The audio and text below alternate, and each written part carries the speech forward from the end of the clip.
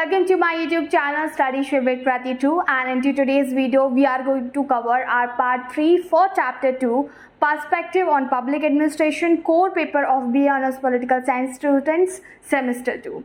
So before starting this video would like to give you a bit update. Basically इस chapter को मैंने 5 parts में divide किया है. थर्ड पार्ट ये आज हमारा होने वाला है.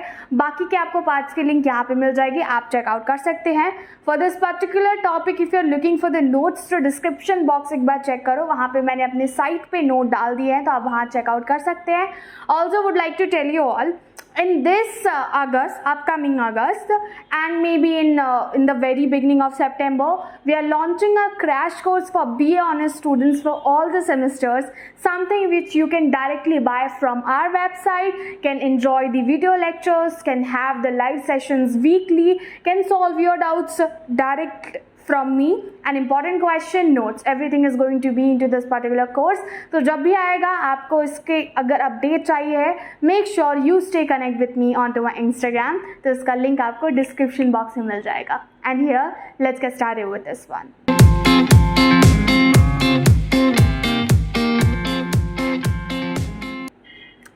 This particular theory is going to be related to all those theories up to now जो हमने कर ली है Max Weber and FW Taylor से रिलेटेड. अभी हम बात करने वाले हैं human relation theory given by Elton मायो.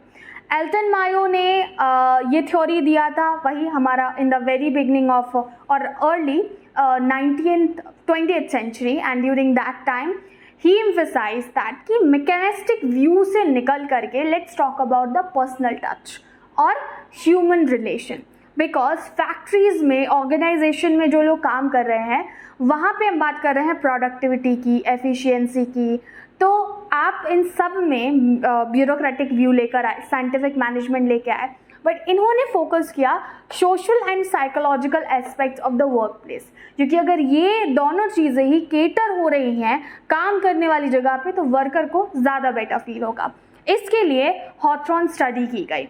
हॉथरॉन क्या है? Basically this was Western Electric Hawthorne work, a place in Chicago.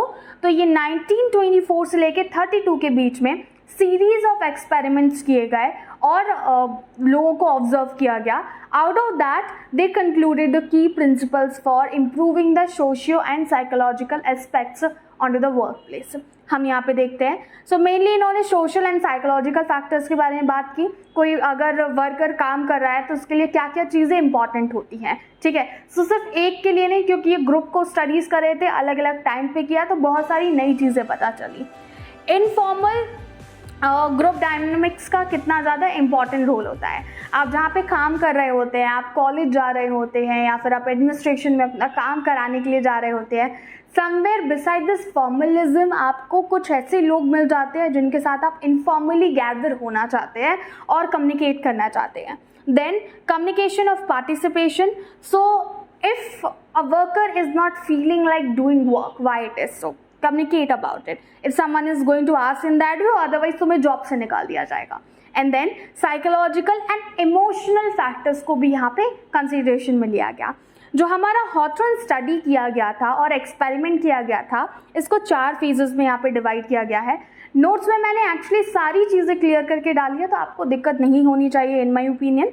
The great illumination experiment जो कि 1924 से 27 के बीच में चलता है, इसमें डिफरेंट फैक्टर्स कंसिडरेशन में लिए गए थे. जैसे कि पहले में ये देखा गया वर्क इन्वायरमेंट का क्या फ़र्क पड़ रहा है. दूसरे में देखा गया मैनेजर किस तरह का है तो उससे क्या फ़र्क पड़ता है. तीसरे में देखा गया अगर कंफर्टेबल सिचुएशन दी जा रही है वर्कर को तो वहाँ पे वो कैसे रिएक्ट करते हैं. चौथा बाकी सारी चीज़ें, ठीक है. पर्सनल इश्यूज़ का क्या इम्पैक्ट पड़ता है. रिले असेंबली स्टडी जो कि 1927 से 32 में की गई थी. ह्यूमन एटीट्यूड्स एंड सेंटिमेंट्स 1928 से 31 के बीच में. And bank wiring observation study जो कि 31 से 32 के बीच में. Remember one thing, in my notes I highlighted हर एक स्टडी किस एम के साथ की गई थी, क्या ऑब्जेक्टिव थे एंड अल्टीमेटली इसका रिजल्ट क्या आया. तो जब आप एल्टन मायो का अगर ये वाला अप्रोच लिखते हैं, you have to mention everything, otherwise वो आपका आंसर कंप्लीट नहीं कंसीडर किया जाएगा. देन चेस्टर आई बर्नर्ड ने एक्चुअली एल्टन मायो की इस ह्यूमन रिलेशन थ्योरी में, जिसको मैं HRT बोलती हूँ, उसमें कंट्रीब्यूशन दिया था. So like he told about कि एक स्ट्रॉन्ग लीडरशिप हो तो क्या होगा, फॉर्मलिज्म को हम कम कर दे तो क्या होगा, हम अगर उनके लिए एक अच्छा इन्वायरमेंट क्रिएट कर दे तो क्या होगा। सो कुल मिला के एल्टन मायो का ही जो कंसेप्ट है उसमें इन्होंने एडिशन किया था and bring out the best out of this theory here. तो इसका भी डिटेल्ड में आपको नोट से मिल जाएगा, because here we are just going for the quick revision, this is why we are skipping this one. Human relation versus classical theories. अच्छा ठीक है, ये वाले थ्योरी में और जो पुरानी हमारी साइंटिफिक मैनेजमेंट वगैरह हो गई और जो पहले चला करती थी उनमें क्या डिफरेंस है। Human relation theory is focusing on और looking those worker as human, और ये लोग उनको मशीन की तरह दिखते थे।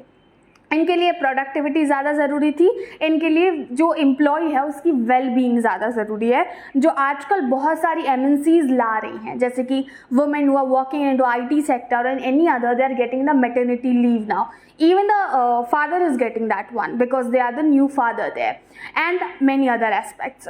तो ये human aspects को cover करते हैं, इनके लिए efficiency, productivity is at the top. Formalism बहुत ज़्यादा है यहाँ पे, वो इनफॉर्मल रिलेशन भी कहीं ना कहीं प्रमोट करते हैं। Then what are the strengths of this particular Elton Mayo theory here.